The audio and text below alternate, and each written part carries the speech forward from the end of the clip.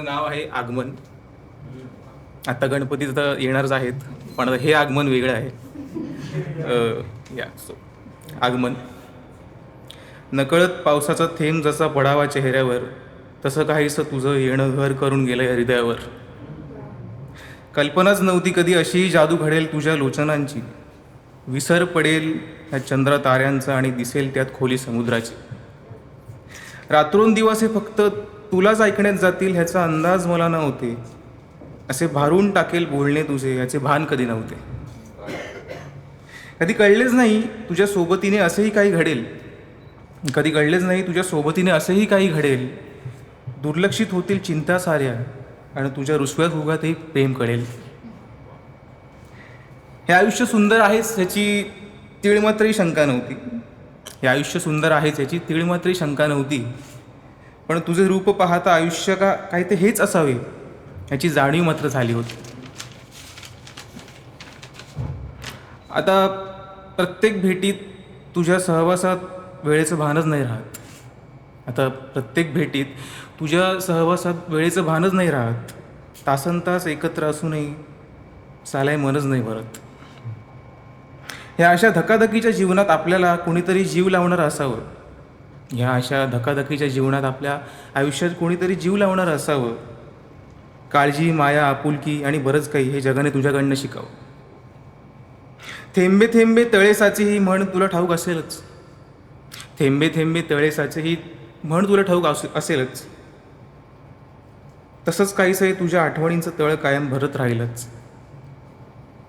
पण अर्थात फक्त योगायोगाने नसतील जुळले आपले हे संबंध. पण अर्थात फक्त योगायोगाने नसतील जुळले आपले हे संबंध. नक्कीच असतील आपल्या मागच्या जन्मीचे काही ऋणानुबंध.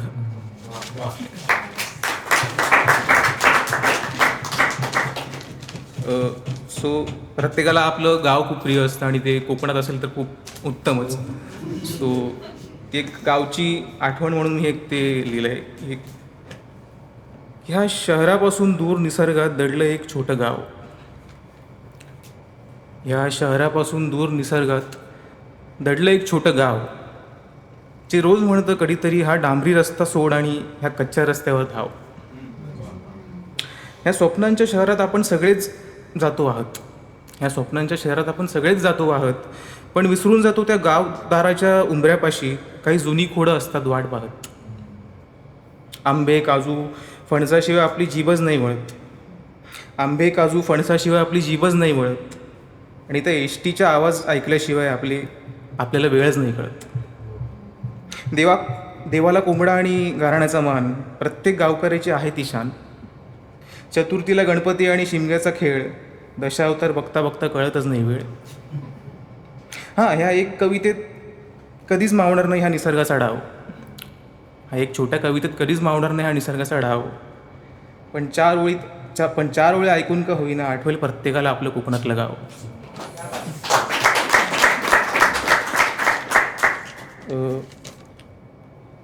आता हे मी डिस्क्राईब करत नाही, एक लिहिलं आहे मी. आता ही कविता आहे का स्टोरी आहे तुम्ही मला सांगा की कसं वाटतंय ते. ओके. नाव आहे अशाच एका पावसाळी. एका अनोळखी संध्याकाळी, एका अनोळख्या वाटेवर वाट काढत काही अनोळखी चेहऱ्यांना दुर्लक्ष करीत ती येते. तो आधीच त्या जुन्या पुलावर तासभर वाट पाहत छत्री विसरण्याची कारणं शोधत उभा असतोच. तिच्या येण्याची चाहूल लागताच तो भानावर येतो आणि एक निळसर रंगाच्या साडीत ठिपक्या इतक्याच टिकलीत, साधे कानातले आणि सोबत रंगीबेरंगी फुलांची छत्री आणलेली ती त्याच्या समोर येते. दोघी एकमेकांना बघून निशब्द होतात. तो काही बोलायला जाईल इतक्यात अचानक मोठ्या पावसाची सर येते. ती आपली छत्री उघडते आणि त्याच्याकडे वळवते. लाखो थेंबांच्या मधोमध एकाच छत्रीत अर्धे भिजत, ढगांचा गडगडाट, विजेचा कडकडाट. ती दचकून त्याचा हात गच्च धरते. तोही काळजीने तिला जवळ घेतो. पहिल्या स्पर्शाची अनुभूती होते. हृदयाचे ठोके वाढू लागतात. सगळं विश्व तिथेच थांबलंय असं वाटतं त्याला. हळूहळू पावसाचा जोर वाढू लागतो. पाणी पुलावरून जातं. त्याचा गच्च धरलेला हात ती हळूच सोडते. आणि म्हणते उशीर झाला आहे, आता घरी जावं लागेल. पाणावलेले डोळे घेऊन ती वळते आणि चालू लागते तिच्या वाटेने. त्याला काय बोलावं काय करावं काहीच कळत नाही. थोडी हिंमत करून तो तिला हाक मारतो. ती वळून पाहते. पाऊस थांबलाय, पाणी ओसारलं आहे. पूल आता नवीन आणि उंच बांधलं आहे. ती मिश्किल असते, वळते आणि चालू लागते. परत एक हाक तिला ऐकू येते आणि एक आवाज येतो, परत भेटशील अशाच एका पावसाळी. तुम्हाला एंड कळला का? तुम्हाला एंड कळला का ते? म्हणजे ती एंड तुम्हाला कळला का ती काय म्हणजे? नाही नाही नाही, तो ॲक्च्युली तो पहिल्यांदा त्याला भेटला असतो तेव्हा ते पूल पडलं आहे आणि तो वाहून गेला आहे. ती त्याला भेटायला आली परत. सो आता काही शेर आहेत, तो शेर तुम्हाला ऐकवतो मी.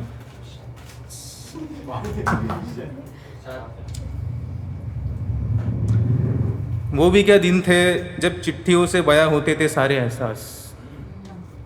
वो भी क्या दिन थे जब चिट्ठियों से बया होते थे सारे एहसास. और आज देखो तो सारे कबूतर बेरोजगार हुए पड़े.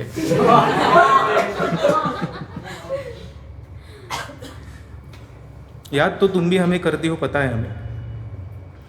याद तो तुम भी हमें करती हो पता है हमें.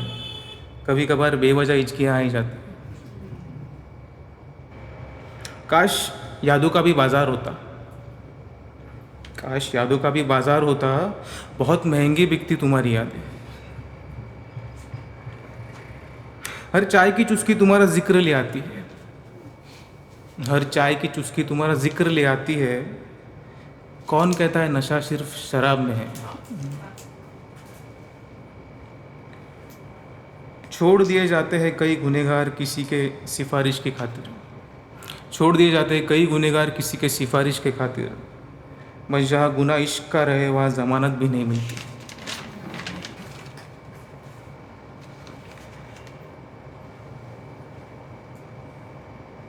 तुम्हारे कानों से पूछो आखिर क्या होता है उस खालीपन का एहसास. तुम्हारे कानों से पूछो आखिर क्या होता है उस खालीपन का एहसास. यूं ही नहीं मुकम्मल करने का जिम्मा उन झुमकों पर आया है.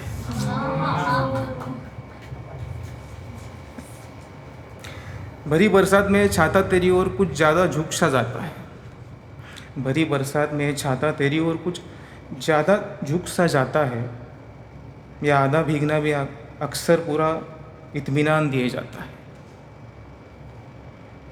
बेशक बहुत गुरूर होगा उस समंदर को अपनी गहराइयों पर.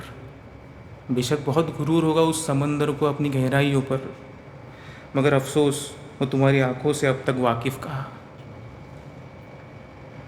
आता हे असं आहे की जशी साक्षी म्हणाली की आपण इथे येताना सगळे अनोळखी होतो आणि जाताना आपण काही मित्र घेऊन जाणार आहोत, मित्र बनून जाणार आहोत.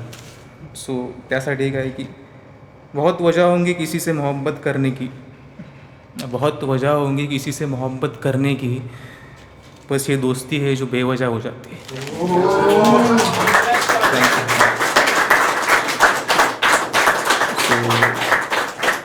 थँक्यू सो मच हा इनिशिएटिव्ह केल्याबद्दल.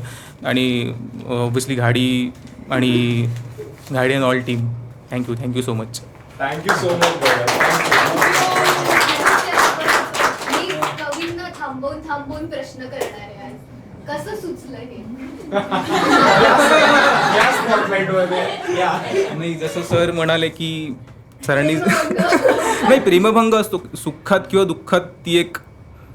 ते होतंच. ती एक कॉलेजमध्ये आपण हे करतो किंवा आपण विरहात पण लिहितो, सुखातही लिहितो. फक्त ती एक 2 ट्रिगर पॉईंट मिळायला पाहिजे आयुष्यामध्ये, दुःख किंवा सुख. तर ते येतच लिखाणं. थँक्यू मेन्शन केलंस की सुखात पण कविता. हां ते नाही पण कारण हा बऱ्याच जणांना असंच वाटतं की दुःख झालं कीच आपल्याला कविता सुचू शकते किंवा ते रॉकस्टारचं ते वाक्य खूप सिरियसली घेतलं लोकांनी. पण असं नाही आहे की हां म्हणजे असं वाटतं की दुःख असेल तरच, पण कुठे ना कुठे सुरुवात ती तिकडनंच होते, मग ती सुखाकडे वळते असं आहे. या सो या थँक्यू सो मच. थँक्यू.